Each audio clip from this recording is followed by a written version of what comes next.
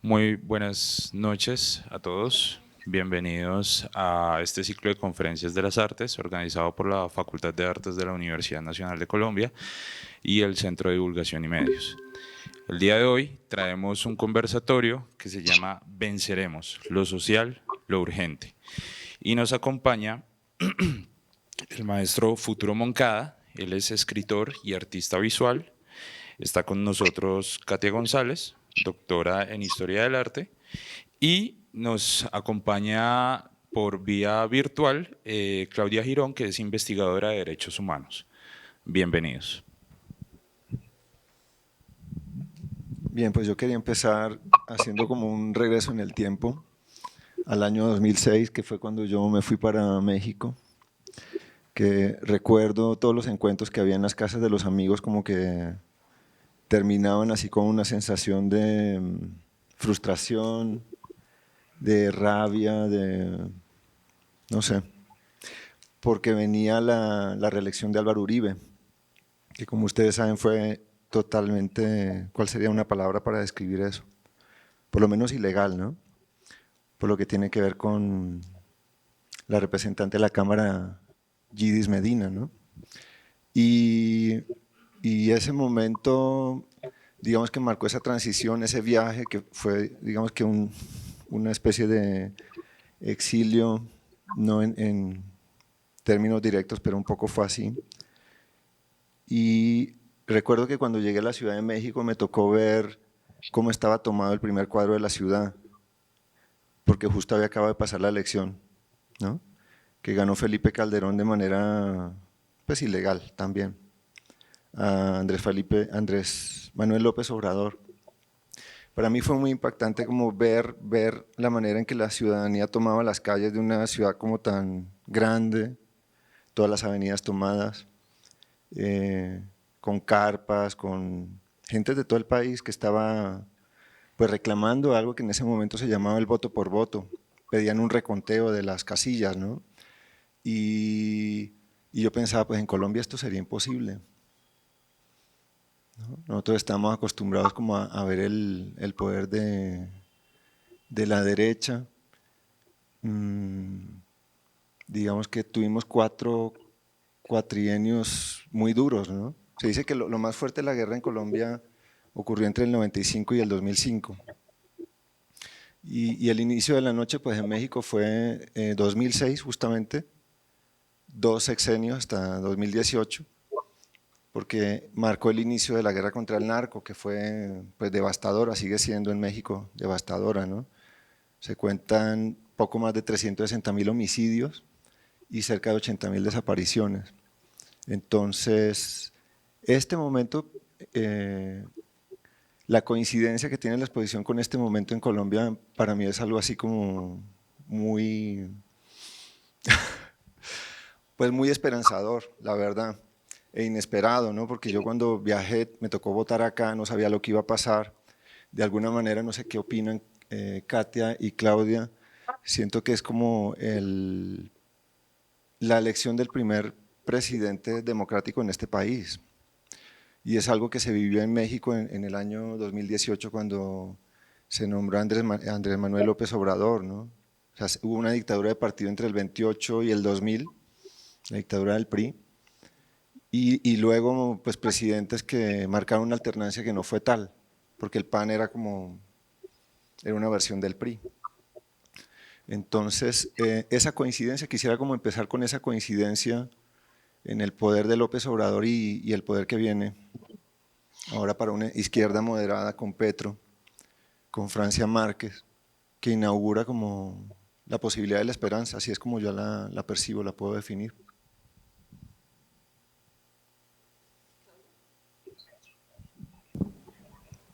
Claudia, ¿escuchas? Sí, sí, aquí estoy. Ok. Escucho, sí, perfecto. Entonces, pues no sé, la idea es que hable primero Katia o cómo lo estás pensando. Pues yo pensaba como una conversación, ¿verdad? No, sin turnos o como, Ok, no que sea la palabra de una sola persona y luego de otra, sino más como una conversación. Incluso si alguien tiene comentarios aquí, pues sería como chévere conversar, ¿no? Ok. ¿Quieres iniciar, Claudia, o...? No, empieza tú. Listo. Bueno, porque también me resuena mucho lo que acaba de decir Futuro, pues porque yo estuve viviendo en la Ciudad de México. Me tocó los últimos 4 años del sexenio de Peña Nieto. Y creo que pues, para mí como una frase que puedo resumir de lo que pasó con López Obrador en México y con Gustavo Petro en Colombia, y es que el anterior presidente le hizo la campaña, de cierta manera. Es decir, es una campaña, o sea, es una presidencia como la de Peña Nieto. Pues creo que aquí nosotros supimos de los estudiantes de la escuela Yoxinapa, en Iguala, Guerrero, de los estudiantes que desaparecieron, ¿no?, en 2014. Y eso fue un hecho pues que ha marcado muchísimo la sociedad mexicana, porque es un gobierno desvergonzado, ¿no?, completamente ajeno, desconectadísimo de lo que está pasando en los diferentes estados.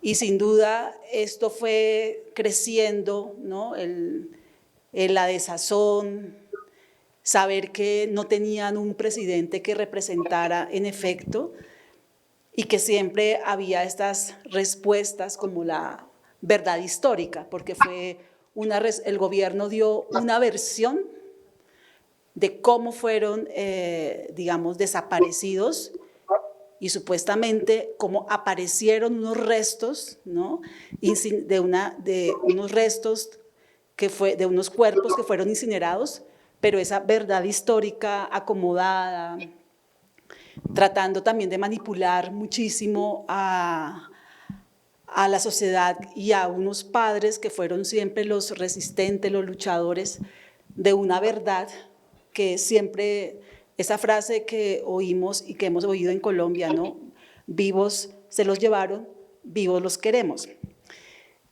Y pues creo yo que ese contexto de, digamos, como sí, de prepotencia también, ¿no?, casi como de una falta de humanidad, porque también recuerdo mucho que cuando yo llegué se hablaba mucho que el presidente nunca fue a Iguala, ¿no?, a dar la cara, porque estaban involucrados la fuerza pública, ¿no?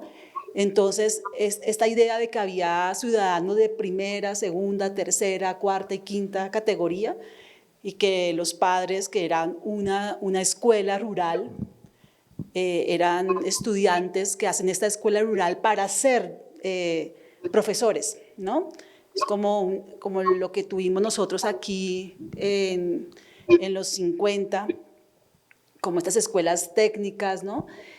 Y también lo paradójico era que leyendo, porque uno tenía que estar como también muy documentado, porque para uno como colombiano, pues ustedes se imaginan, con semejante historia que la que uno lleva, ¿no?, uno le puede parecer increíble que esas historias que se repiten. Y lo increíble era que estos estudiantes tenían abuelos, sus abuelos habían participado en el movimiento del 68. Es decir, esos abuelos que viajaron de Guerrero a la Ciudad de México a protestar por lo que estaba pasando en México, sobre toda esta afrenta, ¿no?, directa contra los estudiantes. Y entonces era como increíble que abuelos que fueron también desaparecidos de la matanza de Tlatelolco, estos chicos, ¿no?, era como que esa historia cíclica, ellos eran nietos, ¿no?, de estos abuelos que, entonces en su familia existía ya ¿no?, esa historia.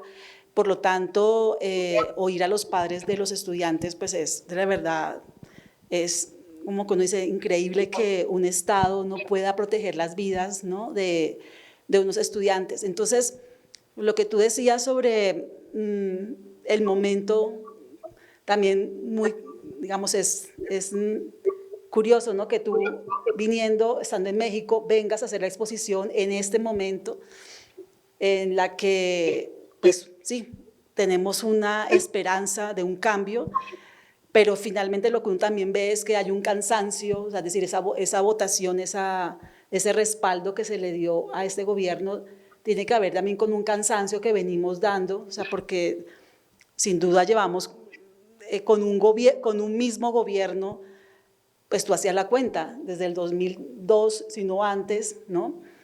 Y esto también es reflejo de eso. Creo que en México pasó lo mismo con López Obrador. Lo que pasa es que no sabemos ahora si con lo de López Obrador, porque algo que tú tocas en la exposición, que tiene que ver con esas historias de violencia, la violencia del narco. Y pues yo aquí quisiera como de pronto traer una frase de la comisionada Lucía González sobre cómo tratar de interpretar, si es posible, cómo es el entramado, ¿no? Ella usa la palabra entramado para hablar que esto no es solamente el narco, no es solamente los paras, no es solamente la guerrilla, sino hay un entramado que está los políticos, están empresarios, están, digamos, una serie de actores en eso que no es tan sencillo decir estos son, ¿no?, los responsables o los determinantes, ¿no? Y creo yo que o sea, justamente el domingo que la oí en los Danieles hablar de eso del entramado, y que es una palabra que está sonando mucho ahora con la entrega del informe, pues también lo estoy pensando con el caso de México, es decir, lo que yo viví también, porque en México se habla mucho de la colombianización de México, que eso, si ustedes se pueden imaginar, pues para una colombiana, pues eso no es nada sencillo, ¿no? Y yo tuve varias discusiones con mexicanos, así en contextos muy de compartir, y si hay una idea que está como una suerte de idea instalada, y es que el narco lo heredaron de Colombia, ¿no? Que son ideas muy chatas, muy simplistas, ¿no?, muy desinformadas, porque no es entender también el entramado, que aquí los capos no actúan solos, ¿no? Pero digamos que también en México las series de Pablo Escobar, los narcos, es decir, el fenómeno que vive uno afuera, y en México creo que convoca acá con la exposición, pues sí, yo creo que nos hace preguntarnos a nosotros también, y ahora cuando se habla de la comisión, del legado de la comisión, de lo que está saliendo a flote con este gran informe, tiene que ver también nosotros cómo entendemos esto que ha pasado en Colombia. Porque yo siento que sin darnos una explicación, esto es sin duda complejo, pero creo que eso también nos demanda a nosotros como una suerte de, eso lo decía el padre de Ru, como la reflexión ética, es decir, ser más conscientes de que hay unas causas, hay unas motivaciones, que hay un entramado, que podemos empezar a nombrar, empezar a decir es que esto no es una historia como quizás nos las hemos aprendido, no sé, voz a voz o porque leemos un poquito más o menos, sino creo que justamente me parece a mí que cuando yo estaba en esas discusiones en México, lo que a mí más me exigía era eso. Pero tú, ¿cómo percibías eso o cómo lo percibían ellos en esas conversaciones? ¿Cómo percibían que ese fenómeno de la colombianización? No, creo que el fenómeno incluso me pareció que, y lo recuerdo muchísimo, que eso pasó en un evento, y es que estas ideas sobre la violencia en Colombia y los cortes, uno pensaría que eso es una cosa muy, ¿no?, que aquí cuando uno habla de los cortes uno está hablando de un periodo histórico, ¿no? Pero a mí me sorprendió mucho que en un evento que se hizo en el Centro de la Imagen, que lo lideró Iván Ruiz, uno de los ponentes del evento dijo, porque claro, una cosa que se habla mucho en México es la violencia es la capacidad de estas bandas criminales, ¿no?, de desaparecer los cuerpos. O sea, en México los periódicos de nota roja están mostrando los sistemas, los modos de cómo un cuerpo se desaparece, que realmente no quiero aquí hacerles como, sí, porque es de verdad, es una cosa impresionante desde el ácido, ¿no? Todo, o sea, el drama humano que hay en México, los desaparecidos, es brutal, o sea, uno cuando comienza a oír las historias de las madres que están, las buscadoras, son las madres mexicanas buscadoras, con esos palos, enterrándolas en el suelo, buscando así sea cualquier indicio, un hueso, o sea, es de un drama humano increíble. A veces me sorprende que eso no sea mucho más contundente en la vida cotidiana de México, ¿no? Pero digamos que eso como decir, es que como en Colombia se hacían esos cortes, ¿no? Como en Colombia la violencia llegó a ese nivel, entonces siempre buscando causa y efecto, ¿no? Entonces, claro, el narco mexicano aprendió de eso.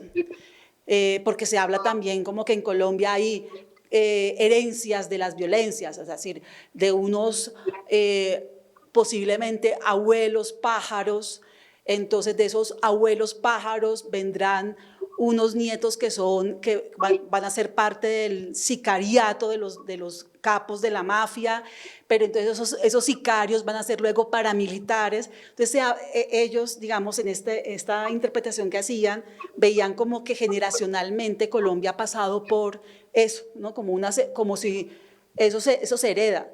Entonces, en esas herencias, entonces, como quien dice, el narco aprendió de eso. ¿Sí? Los narcos, el sicariato aprendió cómo eran los modos y los métodos, ¿no?, de desaparición. Con respecto, disculpa, al tema de la desaparición, alguna vez le escuché a Claudia decir algo que me impactó mucho, porque hay como momentos en los que van las víctimas a lugares donde eventualmente van a encontrar los cuerpos de sus familiares, ¿no?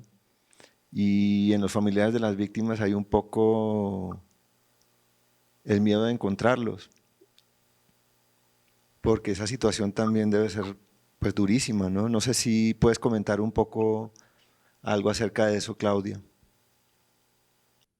Sí, pues estaba oyendo lo que dice Katia. Y bueno, a mí me parece que en Colombia la barbarie de la desaparición forzada es una constante, precisamente en un libro de Arturo Alape, el esposo de Katia, y, que se llama El cadáver insepulto. Hablan de la historia de tránsito, la esposa de un capitán, es como una especie de novela relacionada, crónica, bueno, novela relacionada como con hechos reales, y habla de un capitán de la policía que fue desaparecido por oponer resistencia frente a la masacre contra los gaitanistas.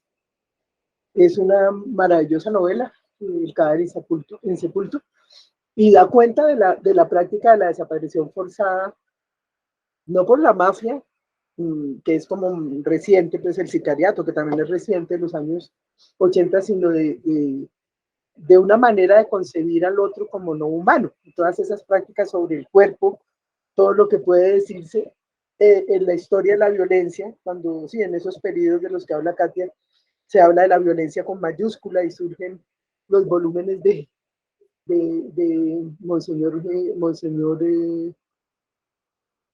Germán Guzmán y Falsborda y Maña, Luna. Y bueno, digamos, hablo de esto pues antes de responderte la pregunta, porque es una constante en términos de los vacíos y de los no lugares en Colombia, de esos agujeros negros de la memoria en Colombia tan profundos, de los que la sociedad no empezó a hablar sino hasta los años 80, cuando se instaura en Colombia durante el gobierno de Julio César Turbay Ayala, la tortura como algo sistemático y la desaparición forzada, al igual que se hacían las dictaduras del Cono Sur.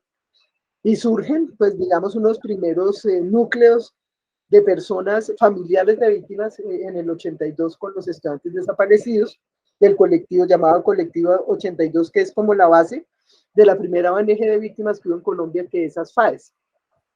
Y bueno, digamos, el tema con ASFAES, cuando empezamos, ya pues yo empecé a trabajar en derechos humanos en los años, mediados de los años 90, esa búsqueda de las personas organizadas, digamos, en torno a la lucha contra la impunidad, era muy impactante porque en ese momento no había un trabajo forense muy fuerte en Colombia, no había un trabajo más allá pues del cuerpo técnico de la fiscalía que hacía pues como lo que podía hacer.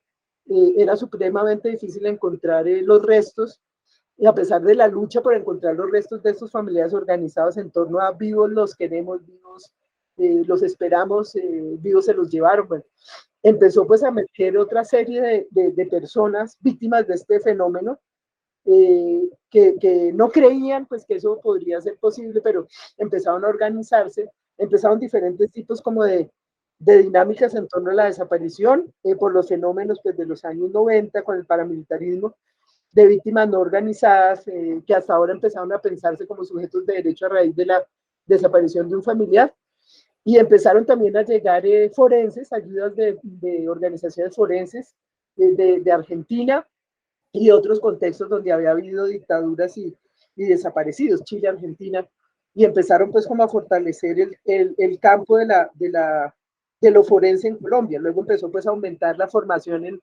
en psicología forense, odontología forense, medicina forense, bueno, periodismo forense, y entonces empezamos a hacer el trabajo los psicólogos de acompañar, yo soy psicóloga, profesora de derechos humanos y psicóloga, no he acabado mi doctorado todavía, pero bueno, es sobre en historia y arte, estoy pues viendo a ver cómo termino. Entonces el tema del acompañamiento psicosocial a víctimas, el contraste era, bueno, las de ASFAES eran personas que querían conocer, encontrar, conocer la verdad, fuera dolorosa, fuera, digamos, lo más duro, pues encontraron que sea un pedacito de falange, de dedito, era pues como poder cerrar ese ciclo y poder pues como corroborar pues que la persona que reclaman hace décadas está en algún lugar material. Pero otras personas, cuando empezamos nosotros a acompañar, era como el pánico, el no creer, digamos, sobre todo con comunidades que hasta ahora empezaban a ser parte, pues, como de estos procesos de acompañamiento, y la gente, en el fondo, lo que quería era que no apareciera para seguir soñando que estaba vivo. Ese limbo en el que quedan las personas familiares o cercanas a un desaparecido, al no poder ver el cuerpo, es como la fantasía de que esa persona va a entrar. Así la certeza, pues, de que pasan los años, pues, sea que la persona probablemente esté muerta. Pero todos los rumores, todos los dichos para desviar la verdad, que la persona estaba en la guerrilla, que la persona se fue a otro país, que consiguió un novio, una novia y se fue para otro país, que estaban los grupos armados. Desafortunadamente por hallazgos, por ejemplo, en el marco del proyecto Nunca Más, que fue un proyecto de investigación que creó el padre Javier Giraldo, en el CINEP con otras organizaciones, fuimos 17, al principio como 20 organizaciones, luego 17, digamos, para hacer una base de datos sobre el tema de las trayectorias, los entramados, precisamente de discursivos, relacionales, de ejercicios de poder, de articulaciones entre las brigadas del ejército y la fuerza pública, con empresarios, con terratenientes, con las dinámicas ilegales. Bueno, todos esos entramados, cómo contribuían pues al silencio, al olvido, a la impunidad, y se empezó a hacer un trabajo muy serio desde el Nunca Más para hablar del tema de la desaparición forzada. Entonces empezaron pues las bases de datos, y como era tan difícil, porque en ese momento no estaba de moda la memoria ni la verdad, y era un trabajo supremamente peligroso, el trabajo del Nunca Más estuvo acompañado siempre pues del terror, de los allanamientos a la gente que trabajaba en el proyecto Colombia Nunca Más. La Fundación Manuel Cepeda Vargas, de la que yo fui parte, era parte de las organizaciones que estábamos. Nosotros documentamos la parte de la Unión Patriótica, el tema de la Unión Patriótica en esas regiones que fueron objeto de los informes que se hicieron regionales. Pero entonces ahí lo más impactante era el miedo, el costo, cuando la gente hablaba de eso, pero también la falta pues como de rigor en algunos casos, porque no había tiempo para quedarse y cotejar información. Y el hecho fue que en el 98 hubo un operativo aquí en Bogotá y allanaron la sede del Nunca Más, y sacaron la base de datos gracias a la presión de Naciones Unidas, no se pudieron robar la base de datos, pero entraron pues como si fuera un nido pues de terroristas aquí en Teusaquillo, la oficina del Nunca Más, copiaron la base de datos y luego empezaron a mirar las cifras de desaparecidos, pues que hay imprecisiones, porque digamos hubo unos casos, como 3 casos de diferentes regiones donde las víctimas aparecieron después vivas efectivamente en algunos grupos armados, y de ahí se agarraron para decir que era pura mentira la desaparición forzada.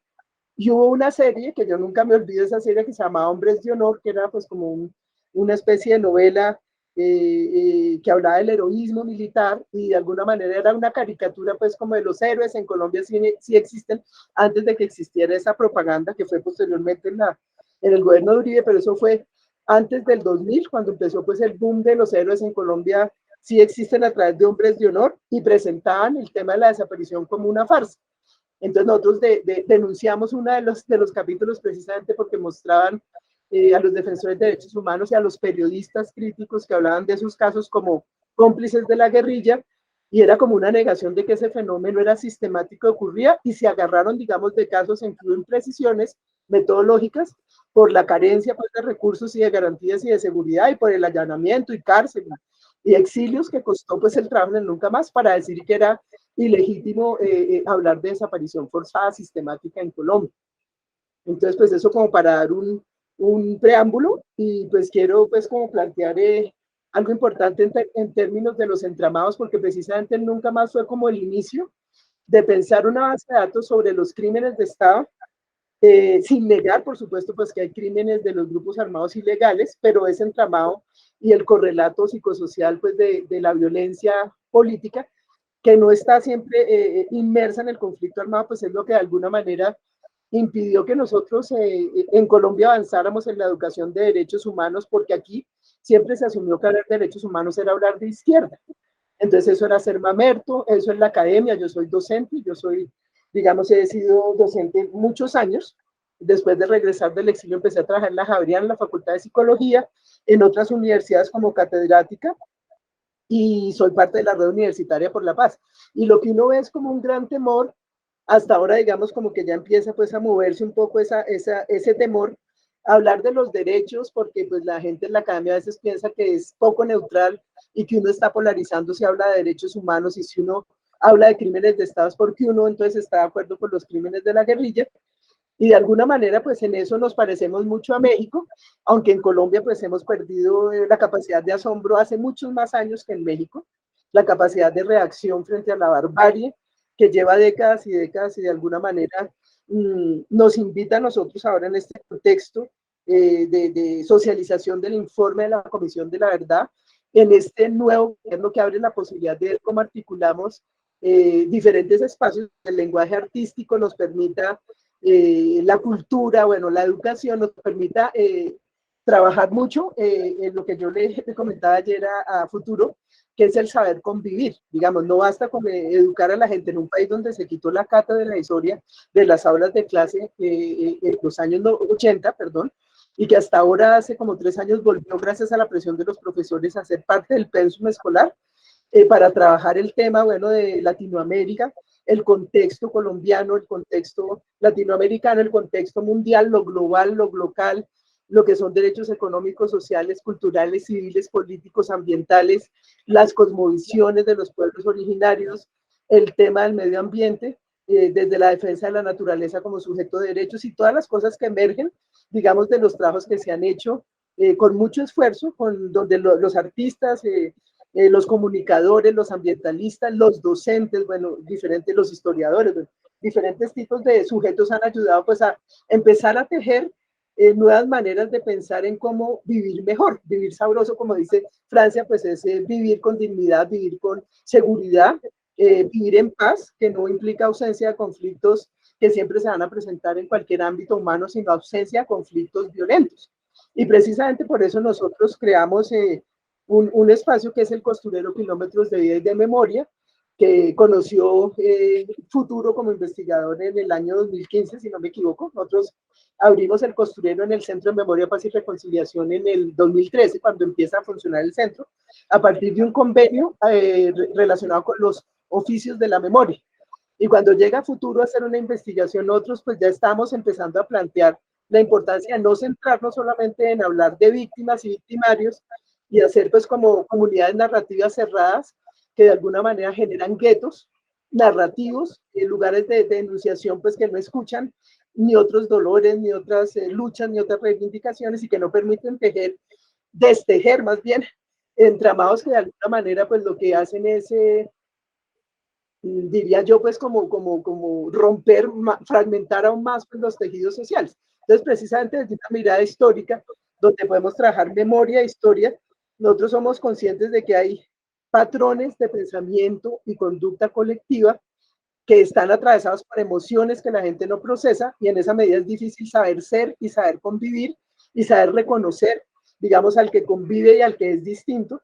Y el reto que tenemos en este momento es ver esos agujeros negros de la memoria no como un lugar para llenarlo de cifras, para llenarlo digamos, documentos relacionados con los horrores, sino ver precisamente cómo se ha tejido la naturalización de la eliminación del otro en los ámbitos públicos y privados, y cómo el fenómeno del narcotráfico, que es más reciente, esa relación con México, pues con el cartel de Sinaloa, es algo pues que es muy impactante en los últimos años, pero bueno, no es algo nuevo, pero pues ya digamos se evidenció, precisamente por lo que Katia decía, pues que el paso para llegar a Estados Unidos era México, y México, digamos, bueno, hay carteles en todas partes, incluso en Estados Unidos, de eso nunca se habla, pero es como, bueno, el drama de países ricos en recursos, que a través de tratados de libre comercio condenan a su población rural a la miseria, y en este momento pues lo que se está planteando a partir de otras cosmovisiones validadas, digamos, como conocimiento útil, es pensar el cuidado de la vida, es pensar en la lucha contra la impunidad, no solo pues en términos de los muertos, de los que ya no están, de los ausentes,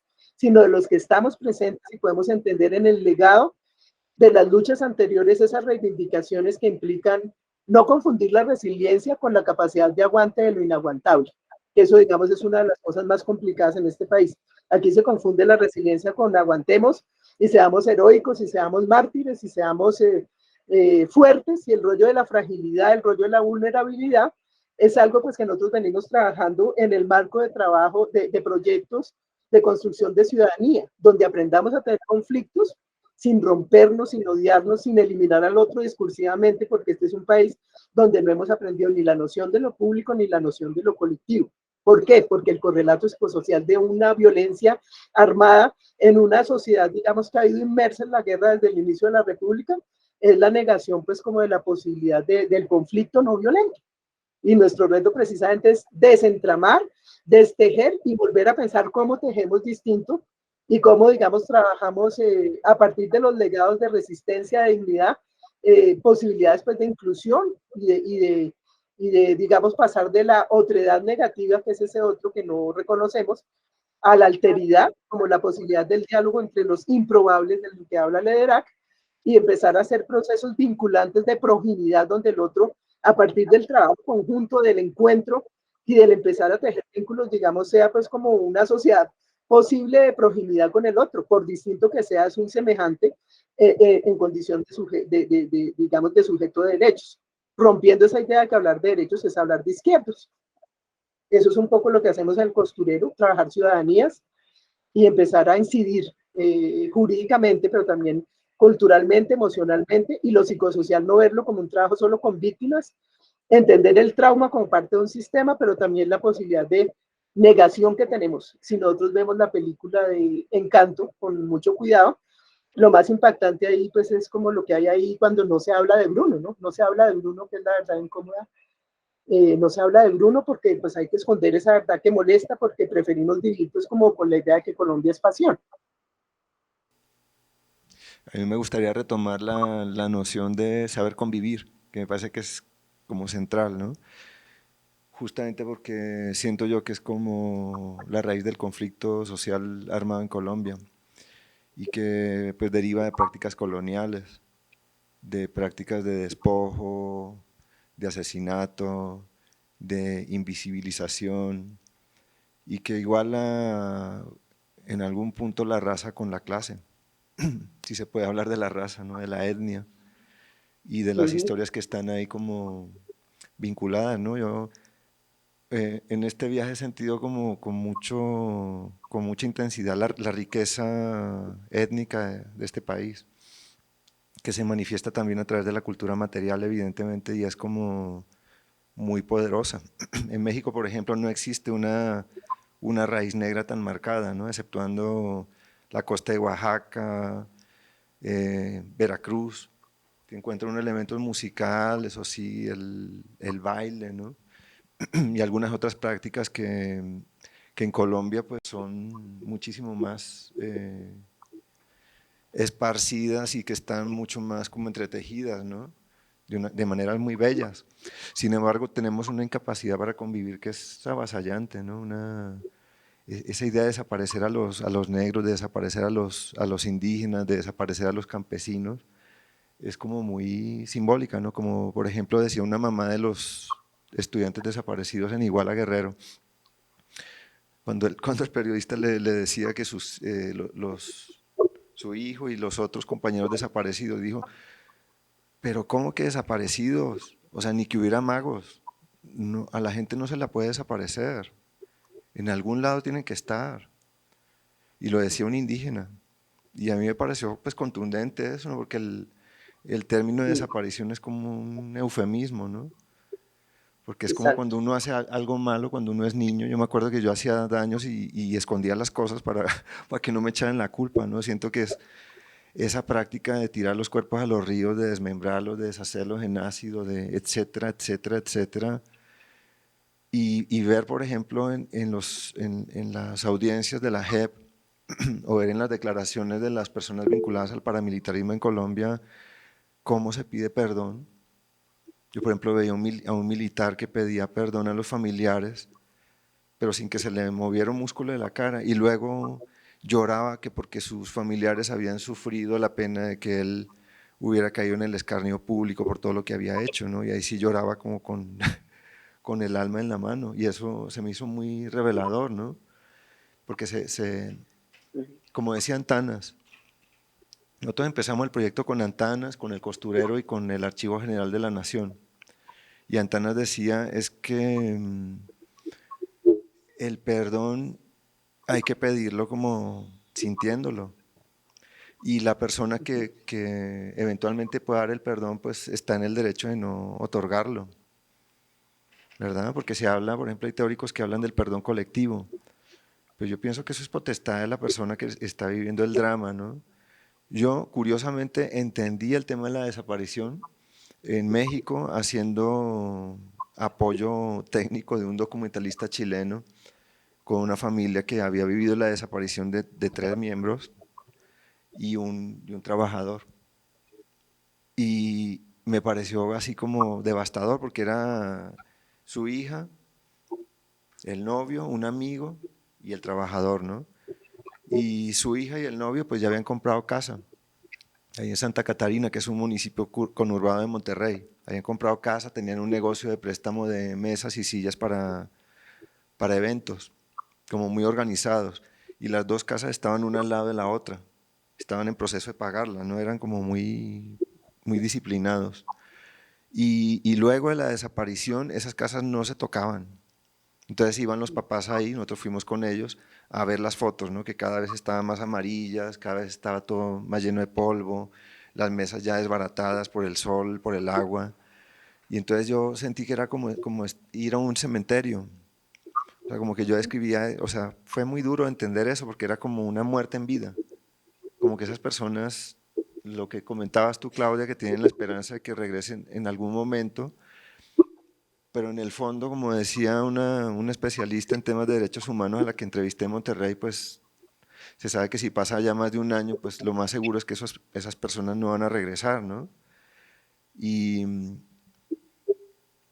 esas desapariciones que han marcado tantos hogares en Colombia y en México, fíjate, en Colombia yo creo que es un lugar donde todavía la gente está en estado de shock, como que no ha digerido ese proceso, porque digamos que la violencia reciente data de 2008, 2009 más fuerte, 2010 más fuerte, y a la fecha, que no hay una guerra declarada contra el narco, pero por ejemplo, cuando detuvieron al hijo del Chapo Guzmán en Culiacán, o sea, el, el cártel de Sinaloa atacó a la población civil y atacó digamos, a los batallones y a los cuerpos policiales de una manera tan contundente que el presidente tomó la decisión de liberar al hijo del Chapo, porque iba a haber un baño de sangre, ¿no? Tenían gente retenida en los centros comerciales o sea, a punto de tirotearlos, ¿no? Y eso se me hizo por un lado se me hizo muy honesto, porque cualquier otro imbécil dice, pues a sangre y fuego vamos a mantener al hijo del Chapo y pase lo que pase, ¿no? Pero por el otro lado enseña el poder que tiene el narcotráfico, lo que comenta Katia, que hay un entramado, efectivamente un entramado, que para los que no han visto la exposición de la Comisión de la Verdad y Forensic Architecture, hay un ejercicio de minería de datos de cómo han circulado las propiedades en 7.000 hectáreas en el Urabá antioqueño, que es una cosa que da escalofrío, porque uno no tiene todos esos datos a la mano y porque nunca los puede visualizar, ¿no? Y ellos los sistematizan en infografías y uno puede ver eso claramente, como los beneficiarios son ciertas familias coludidas con el paramilitarismo, ciertas empresas transnacionales y nacionales, bancos que facilitan esos procesos. Y entonces cuando uno dice, pues es que no es una lucha entre buenos y malos, hay como una dificultad para compartir, hay una dificultad para dar, ¿no? Y en ese sentido, por ejemplo, el escenario del costurero de la memoria a mí se me hizo, yo creo que los espacios más complejos que yo he visto en mi vida. Muy, muy complejo, porque era un montón de gente que por una parte estaba amenazada de muerte a la fecha. Para nosotros era como una tontería plantear piezas de arte ahí. Siempre he tenido como problemas morales y éticos con el asunto de hacer arte con las víctimas, ¿no? Pero en ese contexto ver la realidad y las cosas que se contaban así al aire, que uno decía, ay cabrón, qué cosas tan duras, durísimas, ¿no? Y de gente que tiene una presencia pública, músicos, compositores, gente que le vale un cacahuate la vida de las personas, que podían ver torturas, asesinatos mientras tocaban y no les importaba, ¿no? Y estas personas contaban eso ya con digo ya, es que han atravesado tantas circunstancias que yo creo que ya pierden uno tiene que como que generar una costra, ¿no? Para poder aguantar tanto dolor. Y ese contexto que tú me preguntabas, Claudia, que cómo lo percibía yo a la distancia, porque tú estás desarrollando tu tesis doctoral sobre ese proyecto y haciendo un libro, pues yo sí manifiesto mi absoluta incompetencia para hacer arte con las víctimas. Nosotros vamos a desarrollar una pieza en Monterrey que tiene que ver con eso y va a ser la primera vez que lo intentemos, pero se me hace muy complicado. Y en Colombia ha sido muy frecuente el trabajo con víctimas desde el arte. Es casi que una modalidad. Pero yo te quería preguntar sobre eso. Digamos, tú que has estado todo ese tiempo en México, artista, y que estás muy involucrado, ¿no?, con lo que ha venido pasando en Colombia, ¿tú qué lugar le das al arte en estos procesos, ¿no?, de memoria con las víctimas? Porque sin duda, si algo también nos observan a nosotros es algo relacionado con el lugar que tiene el arte para hablar no solamente del conflicto armado, y eso tenemos varios casos de artistas desde incluso de los 40, pero también el arte como habla de desapariciones, como el arte habla de masacres, como el arte ha hablado sobre hechos como por ejemplo Magdalenas por el Cauca, ¿no?, que es trabajos con la comunidad. Es decir, en Colombia ha habido, digamos, experiencias de diferente tipo. ¿Tú cómo te paras, por ejemplo, frente a eso? Es decir, aquí vemos en la sala de exposición, vemos a un futuro que está viendo dos realidades y que está haciendo esos puentes, ¿no?, como tratando de vincular, pero tú, en efecto, ¿cómo te paras ante eso y cómo ves, ahora que nosotros estamos frente a ahora unas verdades, unos esclarecimientos que se están dando, tú qué lugar le das al arte en eso? Una pregunta interesante. Creo que, y lo digo siempre porque ahora estoy haciendo el doctorado sobre ese tema, pues en el arte colombiano hay un nivel de refinamiento con respecto al tema de la violencia que no creo que no tiene otro país, porque hemos convivido tanto con ese tema que hay artistas maravillosos que lo han abordado de maneras tremendas, ¿no? Muy poderosas, pero también muy cuestionables para algunas personas, ¿no? En lo que concierne al tema ético, a lo que un investigador denomina como el arte forense. El arte forense que vincula, por ejemplo, los detritos, los restos de los hechos victimizantes, ¿no? Utilizar las ropas, utilizar los fragmentos de la explosión, utilizar etcétera y etcétera y etcétera. Es muy complejo. ¿Cómo me paro yo ahí? Pues la pregunta que subyace al proyecto expositivo es la paz, contradictoriamente, porque lo primero que uno puede percibir ahí es el tema de la violencia. Es difícil hablar o imposible hablar de la paz porque es un concepto binario que se conjuga con la violencia. ¿Cómo habla uno de la paz? ¿Cómo entiende uno qué es la paz? Creo que lo más complejo de eso es como saltarse un poco el lugar común, la interpretación rosa de ese concepto de la paz, que uno piensa que la paz es como muchas caricaturas de la reparación que se han dado en Colombia, en las que aparecen paramilitares, por ejemplo, vestidos de blanco, con flores en la mano, abrazando a las víctimas. O las palomas de la paz que hizo pintar Belisario Betancur durante su gestión, ¿no? Cuando hizo el acercamiento con las FARC. Y omitimos el caso del Palacio de Justicia, que fue una retoma salvaje después de que liberaron a su hermano. Yo creo que la paz atraviesa por una pérdida. Yo creo que nadie sale completo después de un proceso de paz. A mí me pasó con mi pareja. En una ocasión que yo venía para Colombia, la disputa era si yo venía con mi hijo o no. Y estuvimos a punto de separarnos en ese momento, porque fue un debate fuerte, ¿no? Si yo tenía el derecho a hacerlo, porque me lo traía. Y para ella era como, va a ir a la casa de su familia, que es una casa de locos. O sea, ¿cómo lo va a llevar ahí? ¿Cuál va a ser el aprendizaje que él va a tener? Y obvio, pues mi familia es también el reflejo de la violencia, ¿no? Entonces, en ese, yo me acuerdo que en ese debate que tuvimos, que ahí entró hasta la familia de ella con mucho tacto, lo que yo entendí es que la paz es un proceso donde la gente tiene que perder, tiene que ceder, tiene que entregar, porque entonces si no, pues es imposible que en la paz todo el mundo salga rozagante y feliz.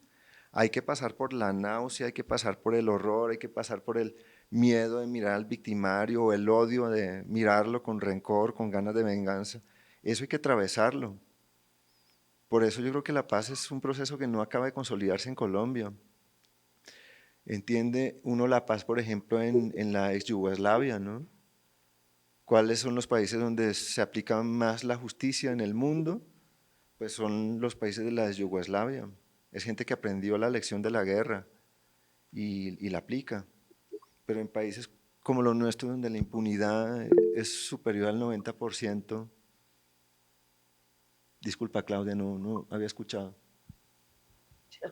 No, pues yo oyéndote lo que decías, que para ti es difícil pensar en deshacer arte con las víctimas. No, bueno, en Colombia, precisamente por lo que estás diciendo, nosotros tenemos una memoria del pasado que sigue pasando. Digamos, el arte ha sido una válvula de posibilidades de expresar el dolor, de intentar elaborar los duelos, que no se pueden a veces ni siquiera cerrar porque lo que pasó la semana pasada se borra con lo que pasó hoy, porque es una memoria del pasado que sigue pasando. Entonces, el arte ha sido, digamos, nuestra postura crítica, digamos, frente al arte es cuando se vuelve mercancía y cuando termina por banalizar el perdón, la reconciliación, pues como si fuera la puesta en escena lo que es importante, porque un país donde se ha perdido el vínculo con lo sagrado, cuando asume lo simbólico como un fin en sí mismo, es simplemente un ritual que no tiene fondo porque no se ha tejido cuál es el sentido de lo sagrado desde diferentes lugares porque se ha roto porque se ha naturalizado la barbarie, se ha naturalizado la muerte, y más o menos el dicho del muerto al hoyo, del vivo al baile, es lo que hace pues que la gente o niegue y siga viviendo como si nada hubiera pasado, porque nosotros derrumba mientras el país se derrumba, y se dice que somos muy resilientes porque somos un país que se levanta, pero también somos un país pues incapaz de poder digerir todo el horror que sigue pasando. Entonces el arte ha sido una posibilidad, a pesar del miedo y del horror, de confrontar, de afrontar, y desde la mirada psicosocial, pero pues que siempre ha sido tejida con otros conocimientos y otros saberes transdisciplinares, pero también de conocimientos, ha sido un lugar de sanación que no, digamos, se queda solamente en la catarsis, como de poder desahogar, sino cómo elaboramos eso que pasó, cómo, digamos, contribuimos a que la verdad sea transformadora, no simplemente, pues, la verdad sea evidenciar el horror de lo que pasó y mostrar la cicatriz y pensar uno que uno es la cicatriz, sino bueno, es una cicatriz que está, por ejemplo, en un brazo, en un cuerpo, pero ver esa relación que hay entre esas heridas, los cuerpos, con las prácticas que siguen pasando, que no pueden seguir pasando. Entonces, por ejemplo, una crítica que muchas personas le hacemos a Doris Salcedo, reconociendo pues también su valor, y ella trabaja mucho con detritos y con partes, prendas de las víctimas y todo. Ha sido pues como, por ejemplo, cuando ella hizo Sumando Ausencias en la Plaza de Bolívar, eso fue después del no, con unas telas blancas, y pues lo que nosotros vimos fue que ella sabía pues que porque ella había oído que nosotros íbamos a envolver el Palacio de Justicia, ese año, eso era el 2016, nosotros teníamos la idea de envolver el Palacio de Justicia, cuestionando a través de una acción performativa con telas de los diferentes costureros traídas de Mampuján, de Chocó, de Antioquia, de la Montes de María, no solo Mampuján, Cartagena, diferentes costureros de Nariño también, y la idea era pegar esas telas que narraban historias, cuestionando cuál es el sentido de la justicia en un país donde hay una ambigüedad moral a la hora de hacer consensos éticos sobre qué es justo y qué es injusto, porque aquí la gente se divide y se polariza de acuerdo a quién fue el que generó el daño y quién fue el que lo sufrió. Entonces hay víctimas en un país profundamente asimétrico que se culpan, son culpadas y son mostradas como se merecían lo que les pasó. Y hay víctimas que son pues idealizadas, bueno, hay una cantidad de ambigüedades que el arte nos permite pues como cuestionar. Entonces cuando esta señora se enteró que íbamos a hacerlo de envolver el palacio, ella en octubre no nos llamó, primero digamos, sabía que había costureros en Bogotá, sabía que había esa idea, ella digamos no aprovechó pues que había una idea, sino que ella quiso pues como hacer algo parecido, en vez de envolver, pues lo que hizo fue juntar telas blancas y poner a la gente como queríamos nosotros en la acción performativa en torno al palacio, pero bueno, poner a la gente a coser nombres de una lista que le dieron en la unidad para las víctimas, ni siquiera consultó a las organizaciones. Entonces era pues como muy molesto porque mucha gente llegó con sus foticos con el nombre de su familiar a ver, con mucho entusiasmo, y de pronto pues vieron que no, que era ya una lista con iniciales, ni siquiera eran nombres, J. González, P. Martínez, nombres así pues como que podían ser J. Juan o Josefa o Jimena o Jorge, bueno, y la gente decía, no, pues que mi hijo se llamaba Josué, no Jorge ni, no J, Josué Jiménez o Josué Pérez, y mire, aquí está la foto y lo mataron en tal momento, bueno, y fue como un desencuentro. Entonces nosotros lo que decimos, pienso yo pues que el arte tiene muchos lugares pues y posibilidades para denunciar, para sanar, pero digamos, en ese momento lo que tocaba era sumar presencias, no quedarse en sumando ausencias como algo abstracto, en un país pues donde siguen y seguían matando a la gente, en un país donde ganó el no, donde la paz nos interpela a nosotros, un país que siempre ha vivido en guerra, a pensar realmente qué es la paz. La paz no es fácil, porque ha habido, digamos, tantos intentos de paz que han fallado, y tratar de generar una comprensión a través del arte implica la ausencia y la presencia como un diálogo entre una sociedad acostumbrada a la ausencia digamos, a no tener con qué llenar ese vacío porque siempre hay ausencia. Por eso la obra de Beatriz González, que se llama Auras Anónimas, en el Centro de Memoria, Paz y Reconciliación, que son dos personas llevando a otra en una hamaca o en un guando, se llama eso, son muy representativas de la importancia de recoger a los muertos y de elaborar los duelos colectivamente.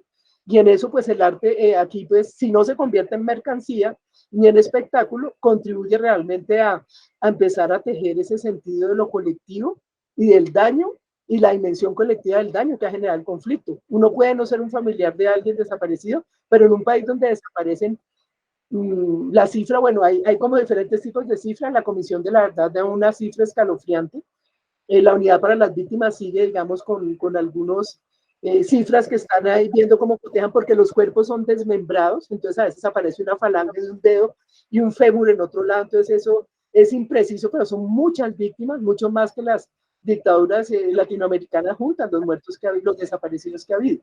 Y el tema pues de los ríos como cementerios líquidos ha sido un tema recurrente en las artes. Por ejemplo, la obra de Juan Manuel Echavarría, NN, el duelo, la necesidad de resistir frente a que la corriente, digamos, de la infamia, del olvido, se lleve los muertos y no podamos ni siquiera simbólicamente darles un lugar y un nombre, es parte de la lucha que hay. Entonces, no es un juego el arte en un país que siempre ha estado en guerra. Y yo me meto ahí porque yo soy arte y parte. Yo soy arte y parte, yo soy investigadora, actora y participante porque para mí el tema no es un tema, es la vida misma de que está constituida. Entonces la resistencia implica en lo cotidiano ver cómo nosotros podemos hacer espacios donde aprendamos a tener conflictos, espacios invisibles, espacios que de pronto nadie filme ni nadie vea, donde trabajemos el tema de la persona y no el personaje mediático, no el ícono, no el fetiche, no el héroe, no el villano.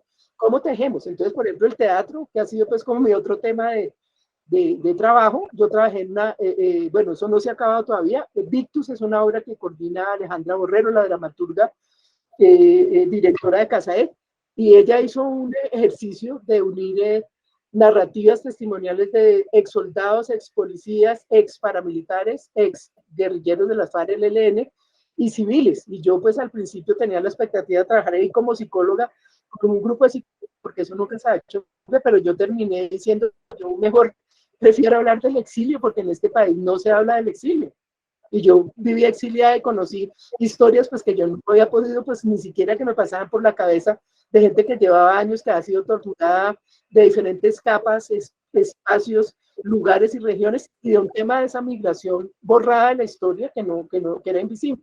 Entonces para mí fue como un gran reto poder entender y salir pues como de un lugar de certeza, de tener toda la verdad y toda la razón como defensora de derechos humanos, y desde esa fragilidad ser capaces de tejer belleza a través de una obra que es compleja, pues me parece que vale la pena moverla. La acabamos de presentar ahora en la apertura del Festival Iberoamericano de Teatro, compleja, digamos, que implica al final un diálogo con el público asistente, y yo pienso que es a través del diálogo con el arte que nosotros podemos hacer algo más interesante pues que la puesta en escena. En un país donde se exige tanta cosa, pues termina por aburrir o por acostumbrarse a uno a las piezas, a las mercancías, y la memoria no es una mercancía. Ya cerca del final, ¿verdad? Más o menos. Comentar, pues es que hasta ahora yo asocio que Claudia y tú estuvieron exiliadas, ¿no? O sea, tú con Arturo estuvieron exiliados, contigo, en qué año fue eso? Fue en el año 2000 y fue el periodo tras la muerte de Jaime Garzón, que eso todavía creo que falta por interpretar y analizar. Claudia pues también sabe mucho de eso, pero sí, tras la muerte de Jaime Garzón hubo una oleada de amenazas que pues llevó a muchas personas a irse del país. Y en ese momento, justamente cuando nosotros nos vamos, varios están entre Madrid, París, pues refugiados. Bueno, ahí incluso salió Alfredo Molano también. Es decir, Colombia también ha vivido estas oleadas de exilio, que también me parece que eso, tengo mucha curiosidad de leer justamente el capítulo del exilio de la Comisión de la Verdad, porque ese es un tema que nosotros poco nombramos, ¿no? El decir quiénes fueron los exiliados, las razones del exilio, porque también le pareciera que nombrar el exilio en Colombia es como estigmatizar a alguien por lo que a veces se dice, ¿no? Algo debió hacer, ¿no? Si lo amenazaron es porque algo tenía ahí entre manos. Entonces, pues ojalá este capítulo del exilio sea un momento también para que empecemos a incorporarlo. Además, los exiliados que están afuera, comencemos a incorporarlos como parte de este país. Porque también hay que decirlo, y eso lo digo porque justamente quien fue mi pareja, Arturo Alape, pareciera que el exiliado también cargaba una suerte de traición. O sea, si se fue es porque huyó, ¿no? Y no enfrentó. Y porque de cierta manera también había una concepción mesiánica, como él lo decía, de la muerte, es decir, quienes se quedaban sabiendo que estaban amenazados, consideraban que su muerte iba, ¿no? Tras de su muerte iba a haber quizás un levantamiento o algo. Pero lo que nos dimos cuenta es que grandes mentes, ¿no? Personas que las mataron, pues tras su muerte no se llevó a cabo eso. El país estaba también en un momento de violencias de diferente lado, ¿no? En un cruce de violencias, pues que son personas que murieron, ¿no? Las mataron y como que no vimos eso. Pero sí, yo creo que los exiliados es un capítulo de la historia colombiana que sí hay que, en algún momento habrá que tenerlos muy en cuenta, quiénes son, los nombres, por qué se tuvieron que ir, ¿no? Y empezar como como a abrazar eso también. Es decir, es un país que sacó a gente que incluso la gente que estaba afuera no sabe los trabajos que hicieron, pauperizados, porque no es fácil ser exiliado ni asilado, por lo menos en Europa, eso no es nada fácil. Nosotros tuvimos contacto con asilados y no, es una vida que uno no se la desea a ninguno. Entonces creo que eso, por ejemplo, es algo que debemos empezar también entre nuestras historias, esto debe ser parte de... Quizá manera de cierre una idea de cada quien. Quisiera empezar mencionando al maestro Manuel Zapata Olivella, que una vez, ¿te acuerdas que nos reencontramos con Arturo, con él? Y yo me enteré ese día que él estaba amenazado también de muerte, que por eso vivía en el Hotel Dan, que está aquí en la Candelaria, y le aprendí a él como esa capacidad de... Nunca se sintió un negro como rechazado. Era un negro orgulloso de ser negro, pero también de ser hijo de... o nieto de una española, y como que tenía todo en su sangre y no rechazaba nada, ¿no? Yo quisiera dejar como esa idea un poco en el aire de sentirnos como eso, de aprender a convivir, pero que aprenda uno a convivir no solamente con los otros, sino con los otros que hay dentro de cada quien, dentro de uno mismo, ¿no? Yo me quedo me quiero llevar con una idea a partir de la pregunta que te hice sobre el lugar del arte en estos procesos de memoria y de violencias y desapariciones, de historias que aún falta mucho por esclarecer. Y es que a lo que decía Claudia sobre el ritual, también como esta idea de el bordar, el coser, y es que si uno mira en América Latina, en México, en Colombia, en Chile, ha habido propuestas que tienen que ver con el bordado, las arpilleras en Chile, las mujeres en México, los pañuelos, ¿no? Aquí mampujanos, es decir, uno podría recorrer el continente con Latinoamérica con experiencias en que el bordar además es como un ritual, ¿no? Es una actividad que da tiempo para pensar, y lo recuerdo porque los pañuelos en México, que fue a raíz de los 21 estudiantes de Ayotzinapa, el papel que tenía al coser los nombres, ¿no? O sea, se invitaba a muchas personas a coser el nombre, el lugar de donde desaparecieron. Era como ese tiempo que entrega alguien para coser algo que no es quizás en la familia de alguien nunca desaparecieron a nadie, pero el tiempo que emplea en coser, en bordar ese lugar, ¿no? El tiempo para pensar, ¿no? Porque eso es algo interesante que tiene el bordar, el coser. También habla de eso, de unas ritualidades que quizás nos hacen falta tener, y es una ritualidad sobre más allá de decir, sí, sabemos que existió, sino cada uno también puede empezar a producir esas imágenes que hace que hay cosas que no deberían olvidarse. Por más que nos digan que vamos a pasar la página, pero pues hay historias que no se pueden olvidar, ¿no? Entonces creo que las artes, y hablo en plural, o sea, la literatura, el cine, las artes plásticas, el teatro, la música, ¿no? También hay gente joven haciendo composiciones musicales a partir de historias de la violencia. Es decir, las artes en Colombia, en plural, sí nos están haciendo eso, como mirar de manera reflexiva, ¿no? ¿Qué ha pasado? Mostrarnos con un lenguaje simbólico eso, no es la literalidad, sino que simbólicamente también entendemos eso. Entonces, yo sí creo que todos podríamos tener esa conciencia de empezar a leernos desde esos lenguajes, porque ahí hay mucha más densidad, ¿no?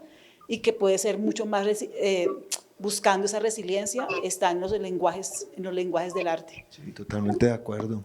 ¿Cierras tú, Claudia? Bueno, no, pues muchas gracias. A mí me encantó la exposición, te invito a verla. Y cuando se me quite el COVID voy a pasar por ahí la otra semana, espero. Y bueno, yo creo que es que como dice Catita, el arte, el ritual, digamos, la metáfora del ritual, cuando uno, digamos, se toma el tiempo, hace la pausa, conversa mientras teje o cose o conversa colectivamente. Bueno, es la metáfora de remendar lo social. Remendar lo social. La costura es muy interesante porque es pues, poder hacer una narrativa textil con diferentes técnicas, pero ahí lo interesante es como el hecho de utilizar las manos, el cuerpo, la voz, la medida en que uno pues narra, conversa, pausa, y uno teje lo social y uno a veces pues hay momentos en que tiene que cortar, como en la vida cuando toca cortar y bueno, une pedazos, a veces se nota la cicatriz, a veces uno disimula la cicatriz en aras de la estética, pero pues como que parte del tema de las urdimbres y los entramados son en el marco pues de esas acciones de narrativa textil, testimonial, pero también para hablar, por ejemplo, de quiénes fuimos cuando niños, rompiendo esa idea de que la memoria pues solamente es hablar de los hechos victimizantes y no pues también es la memoria de lo que nos ha hecho llegar hasta donde somos, quiénes hemos sido en diferentes momentos, qué cosas nos han marcado para ser más fuertes, qué cosas han sido fundantes, qué cosas, digamos, se han compartido colectivamente. Entonces, por eso los costureros son interesantes más allá de las piezas, más allá de, digamos, de haber envuelto el palacio, haber hecho, nosotros hicimos un evento el 9 de abril del año pasado de cubrir la fachada de la Comisión de la Verdad, los diferentes costureros, porque del costurero nuestro salieron prácticamente todos los costureros que hay en Bogotá ahora, el de Suba, el de Soacha, que son las madres de Soacha, que empezaron siendo parte, el de Bosa, hay uno de Sumapaz, que es maravilloso, el de Usme, bueno, el de jóvenes, y hay jóvenes ahí diversas, LGTBIQ más, bueno, eso, digamos, fue una franja por cada costurero para hacer un corazón en el proyecto que se llama Un Nuevo Latir por la Verdad. Y Nuevo Latir por la Verdad implica cómo recordar para que eso atraviese el cuerpo individual, el territorio cuerpo, la memoria, digamos, de haber nacido, crecido, vivido, existido y resistido en un país como el nuestro, y las biografías, digamos, lo más importante a la hora de hacer del arte un ejercicio es cómo interpelarnos desde nuestras biografías.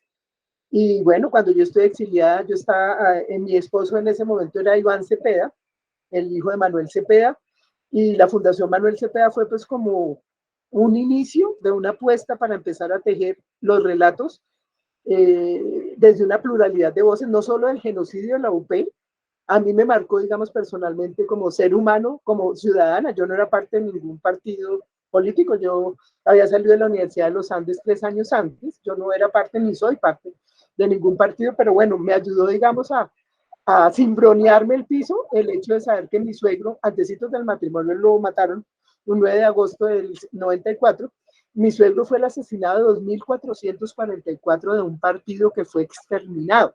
Y aunque ni mi familia ni yo éramos parte de ese partido, cuando yo empecé pues como a votar, a tener conciencia, a querer votar, mataron a todos los candidatos a la presidencia que había habido, que eran Pardo Leal en el 87, luego en el 89 Galán, luego Pizarro León Gómez, y en el 90 y en el 90 después a Bernardo Jaramillo. Entonces esas cosas que lo marcan a uno, esas cicatrices que son de la sociedad, que lo interpelan a uno después como la apuesta que debe generar el arte para que la gente no sea espectador. Yo no entiendo por qué la gente a veces piensa que le tiene que pasar algo directamente para poder movilizarse para que eso nunca más vuelva a pasar. Y precisamente la educación para la paz implica dentro de esa complejidad que la gente sea consciente de que esto nos ha pasado a todos. El exilio nos ha pasado a todos.